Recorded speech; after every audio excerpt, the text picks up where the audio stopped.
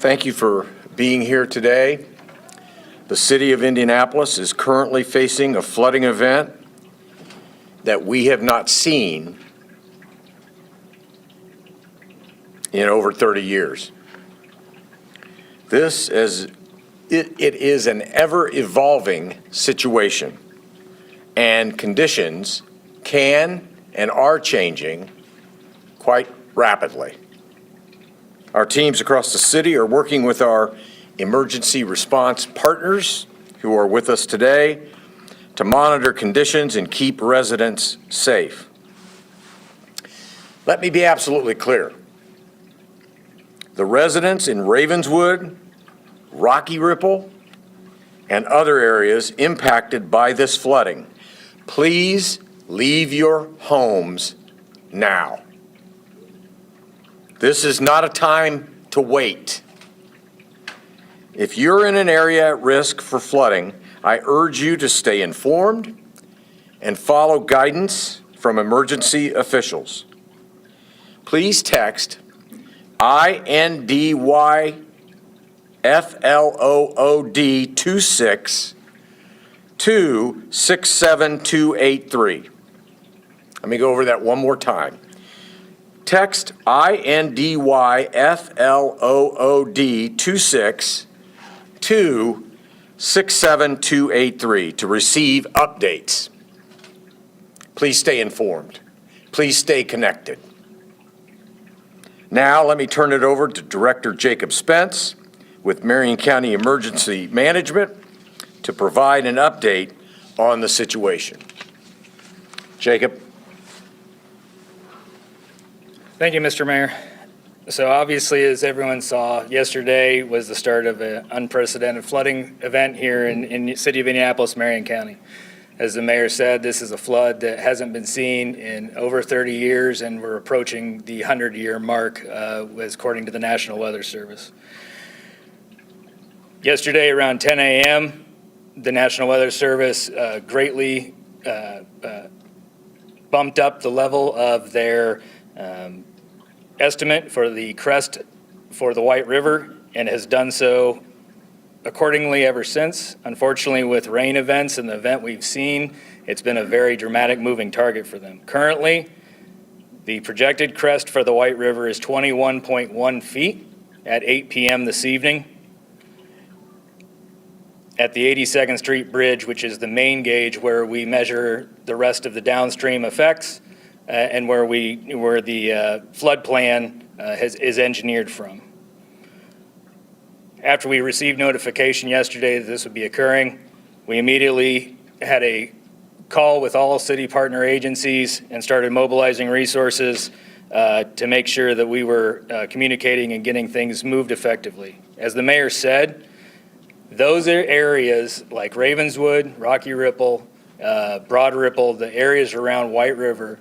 If you normally see flood water, you definitely need to leave. And if you're in an area that's near but normally does not see it, we also would ask you to leave now. Make preparations, make a plan, family, friends, whatever you can do to leave now, so that we don't put first responders at harm, our DPW crews at harm, as well as continue to overextend resources that can be used elsewhere. In partnership with the state, we have requested and received 2 National Guard vehicles that are assisting with high water rescues in the Ravenswood area, and those are on site working with IFD, and we continue to work with the state to request resources as needed. But again, with the event being unprecedented through the state, it is causing an overextension of resources. The next 24 hours are going to be very much in flux. National Weather Service, obviously, we're seeing rain right now. There will be spotty rain continuing. So we are going to continue with the Emergency Operations Center being activated until this is ended and until we start getting back into a recovery phase. The mayor declared a disaster yesterday. The emergency declaration was signed and sent to the state of Indiana. They've acknowledged receipt. The state of Indiana is in process of requesting a FEMA declaration of disaster as well. So we will be working with FEMA and they will be bringing resources onto the ground to start working through the recovery process once we get to that point for all of central Indiana. The Red Cross has established a shelter at 8401 Westfield Boulevard. They're open and ready to receive individuals, and again, that shelter will, and the Red Cross will assist with any needs that individuals have there. Again, the Marion County Emergency Operations Center will stay open and in constant communication with all agencies and partners to make sure that we're getting cooperation from everyone and that we're providing support. And if they need something, we will reach out to the state and we will work to get that. Now I will pass it over to Director Wilson.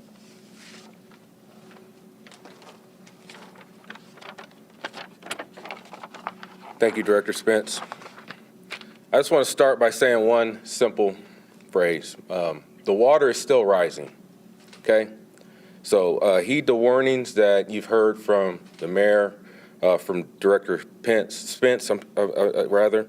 The water is still rising, and it will be rising all day long. DPW Engineering, in coordination with our operations staff and emergency management services, continue to closely monitor the gauges along White River to determine appropriate activation of floodgates to control the impact of this flood event. At this time, we have closed the floodgates at the following locations. All floodgates along the flood wall in the North Broad Ripple area, bounded by North College Avenue on the west, East 67th Street to the south, Westfield Boulevard on your east, and the White River on your north. The floodgate located at the 52nd Street Bridge, the entrance to Rocky Ripple, has also been closed. Residents within the area are strongly advised to evacuate via the 53rd Street Bridge egress from the town. We continue to very closely monitor the gate at 53rd Street to determine closure. Residents are reminded that vehicles, including emergency vehicles, will not be able to access the area if the closure is deemed necessary. 96th Street and Brant Road. Just south of 96th Street on Brant Road, there has been a road washout caused by this flooding. Staff is monitoring this situation to determine the total impacts and the next steps for restoration after the conclusion of this event. We are also closely monitoring Westfield Boulevard just north of Broad Ripple for a possible closure of Westfield Boulevard. DPW also advised many of the trails on the city's north side are currently impassable due to high water. Residents should avoid walking or biking on submerged trails and greenways or in areas where high water is present. The following areas appear to be at risk for flooding, listed in the order of apparent highest risk and confidence. And these are on the south side of the county. Sunshine Gardens, bounded by I-465 to the north, Epler Avenue to the south, Warren Avenue to the east, and White River to the west. High Acre Manor neighborhood west of White River and north of I-465. Southport Road between White River and Tibbs, including the Indian Lakes Campground. And east side of White River, south of Raymond Street, bounded by the east side of White River, south of Raymond Street, bounded by east of the West Bluff Road and Southern Avenue to the south. So we will share further updates as soon as available. We urge you to follow NDDPW, MESA, and the City of Indianapolis social channels for more information. Thank you. And I'll turn it over to Chief Cherry. Hi, Deputy Chief Jerry Martin, Indianapolis Fire Department. The Indianapolis Fire Department has already, since this morning, has conducted 38 rescues of individuals in the Ravenswood, Rocky Ripple, and the Ravenswood vicinity areas too. We currently got 6 water rescue teams currently operating right now. 3 of those are from IFD, 1 from Wayne Township, one from White River Township, and a Morgan County task force is up assisting us too. It's going very well. Calls are coming in frequently, so that number's probably a little higher now than at 38. Like the mayor said too, we're asking people, don't wait till the last minute to leave your homes. If you're in those areas, make plans and leave now too. Also too, we've had some issues with vehicles driving over covered roads with water. Remember, don't drown, turn around. We want to put a lot of emphasis on that too. Remember also too, 6 inches of water can stall out any vehicle. 8 inches of water can move a vehicle off a road, and then 3 inches of water can actually take somebody off their feet too. So flooded water is very, very dangerous too. So we are monitoring not only the north side of the city, but we are monitoring the south end. Like Director Wilson just said too, we've got water teams that are ready to go south of the city too at this point. All right. Before we open it up to questions, I do want to have Lauren O'Brien from Citizens Energy give an update. Thank you. Good morning. Along with all local municipalities, first responders, and local and regional emergency management officials, Citizens Energy Group has been closely monitoring the significant rainfall and rising river levels that have been affecting portions of central Indiana the past few days. First of all, our hearts are with all who have been affected by this generational flooding. Our crews are out in the field assisting as needed, and they're helping to ensure that water, wastewater, and natural gas services are delivered safely. Because of these extreme historic conditions, Citizens has had to temporarily suspend a portion of operations at our White River North water treatment plant to protect infrastructure and maintain system reliability. We maintain emergency response and water supply contingency plans designed to support continued service during significant weather-related events like this one. Thanks to our resilient and interconnected system, we have been able to direct available supply from other treatment facilities and distribution assets to continue serving customers without interruption. However, this type of event is unprecedented, and we have never had to suspend operations at this plant due to river levels in its lifetime. Out of an abundance of caution, we're asking customers simply to be water-wise and limit discretionary water use. That includes running your irrigation systems, and we have seen a lot of irrigation systems running during these heavy rains. Washing vehicles, and using water in other ways that are outside the normal household use. And I want to be very clear that our water remains safe to drink and our supply is reliable. We don't anticipate that that will change. We may have water main breaks due to road collapses that might trigger precautionary boil alerts. If that is issued, we will send out information through the media and through the Citizens website and social media channels. This is a historic flood event, as you have heard many people say, and it's impacting communities across central Indiana. Our focus remains on the safety of our employees and our customers, maintaining reliable utility services and supporting emergency response efforts. Again, we are simply asking customers to use water wisely while conditions remain challenging. We appreciate the efforts of first responders, emergency managers, and our Citizens employees who are working around the clock to serve our community. We are committed to keeping the public updated, and as updates become available, information will be posted on the Citizens Energy Group social media pages and at citizensenergygroup.com. Thank you. We also have Councilors Barth and Delaney here, along with Captain Elnicki from IMPD and Alex Courtwright from Indy Parks. Question for Jacob. The folks in Ravenswood, Rocky Ripple, they know what's going on because they're literally up to their neck in it. But while we've got daylight the rest of the day, I assume you'd like to warn people downriver, don't make a decision at 7 o'clock tonight, you got to make a move. While they're yard may be pretty dry right now and their car's in a safe place. What do you want to tell people, let's say, south of Broad Ripple, on how to prepare themselves as the day goes on, so you're not trying to get people out of their houses at 10 o'clock at night? Definitely. Yeah, appreciate that. Just like we said yesterday and we put out, now is the time to make that plan, especially if you're downstream.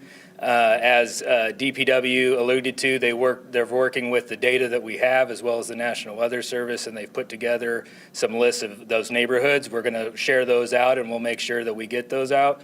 But yes, if you live anywhere in that area downstream of the river, especially south of downtown where we also see flooding areas like they alluded to, now is the time to move. Don't wait until later, because especially when it's dark, when you don't know what's going on, it just creates more panic and more issues with that. So yes, we want everyone to move out as soon as possible. We understand what's going on with the White River. Do we have any thoughts about either the canal downtown, Pleasant Run, Fall Creek, even though they're not major tributaries, would folks along those smaller bodies of water also face a crisis? Yeah, and I can let DPW answer that a little bit more, but they are monitored as well, and we are watching, especially like the canal through Broad Ripple that then goes downtown. There are some spots of concern there. Obviously, water goes where water is, and then it rises from there. There are some floodgates and some things that DPW and the U.S. Army Corps of Engineers have along some of those areas to help as well. But yes, the Fall Creek area, out of Geist, we're seeing spots that we haven't seen before flood. Any of the other creeks coming out of Eagle Creek, we're watching that very closely. The water isn't coming as forcefully from that side, but yeah, we're maintaining and watching all of those areas. And I would, again, if you live anywhere near those areas or work anywhere near those areas, I would ask you to be aware and take action now. What resources do you have for people who, maybe they're elderly, maybe they have some serious medical conditions that might limit their ability to evacuate, maybe they don't have access to reliable transportation? What resources are available for them? What advice do you have for them? Yeah, so I would say for those individuals, and we've had a few already, if they truly have no way to get out or there's a complication to them getting out, call 911. It'll be routed through us here at the Emergency Operations Center with IFD and IEMS, and we've already, and they already have sent, like in some cases, they're honestly just sending some of our larger high water vehicles, not necessarily an ambulance, and helping people get to where they need to go. And then we'll work to either get them transported to a shelter if they don't have somewhere where someone can meet them or something of that nature. But that's what we've been working on. This is going to be an ongoing thing for at least the next couple of days. In addition to the stuff happening here, we got all the stuff from farther upstream that has to work its way down. Can you talk a little bit more to, once we get past tonight, that does not mean the danger zone? No. So what we're seeing, and the National Weather Service has been a great partner as always. As this, they notified us immediately when it became aware that it was going to be a much larger event than was originally forecasted. They believe that the crest of the flood is in southern Hamilton County right now. Our crest is, supposed to be around that 8 p.m. time at that Nora gauge, and then we'll continue to move south. Once that crest passes, they believe even with the rain that we're supposed to get, it may plateau for a little while. It may not necessarily start dropping immediately, but it will start to go down, and we have seen that in Anderson and some of the other gauges. But as far as those that have evacuated or need to evacuate, they need to just be prepared for at least a few days before we're going to be able to get them back in.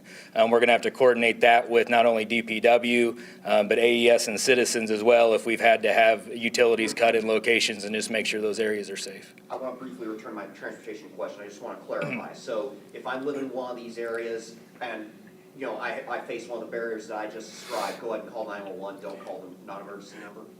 I guess I should clarify. If you're truly in an area that is non-inundated at the moment and you're just concerned, yes, call the non-emergency number and then we will return. It will get routed to us here. We'll have someone make contact. If you feel you're in danger and you cannot get out, then yes, call 911. Thank you for the clarification. Yes.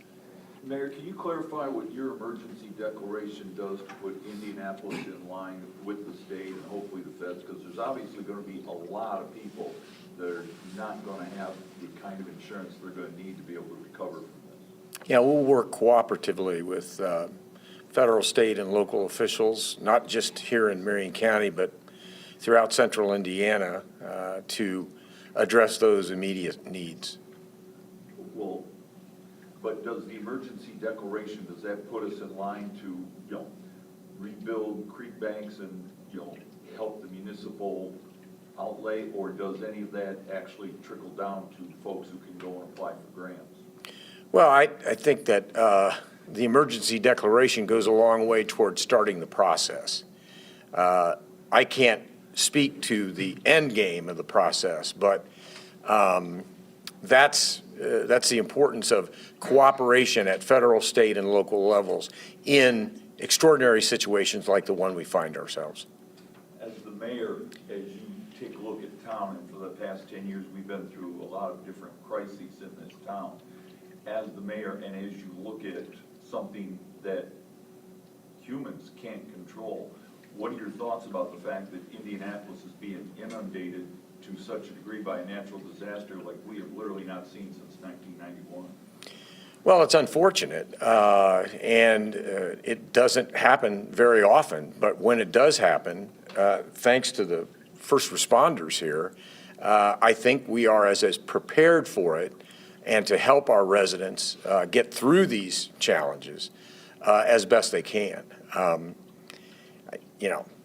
In my time as mayor, I could not have imagined that we would ever see this flooding at a 30-year level, let alone beyond. But, I rely on the professionalism of these first responders. And I want to reiterate, if you are in an area that is vulnerable, please leave now. That helps us help you. How concerned are you that the fact that we've already had some pretty serious disasters up in northwest Indiana and over in Henry County, Cambridge City area, how concerned are you that's going to limit the resources you're going to be able to draw on for reinforcements? Well, we're monitoring all of those instances, and we're sharing, as Hoosiers typically do, we share resources. And we got to communicate with each other, and that's what we're doing, and we will continue that kind of conversation throughout today and well into the next couple of days until we're beyond this. We heard earlier from the fire department that there were 38 rescues in the Ravenswood neighborhood and some others. Do we know how many total evacuations there are in the primary affected areas, including Ravenswood, Rocky Ripple, and the area in Broad Ripple by the Arts Center? We're estimating that around 400 people have been evacuated in the Ravenswood area, and that number is probably much higher now. And same with the rescues. We were at 38 when this press conference started too. So, but we were prepared for this too. We reached out to our partners, and I do want to credit the National Weather Service and Emergency Management. We knew things were going to change, and the thing about flooding, it can change so quickly on you, and it did.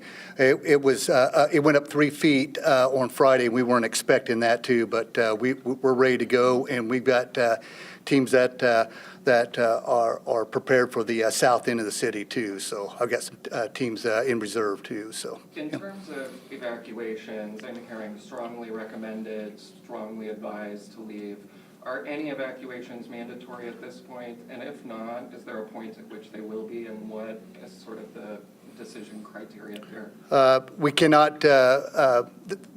cannot make anybody leave their residences, or we do not have currently any mandatory evacuations too, but we are highly suggesting for folks, if you're in those areas, please have a plan in place and evacuate those areas for flooding.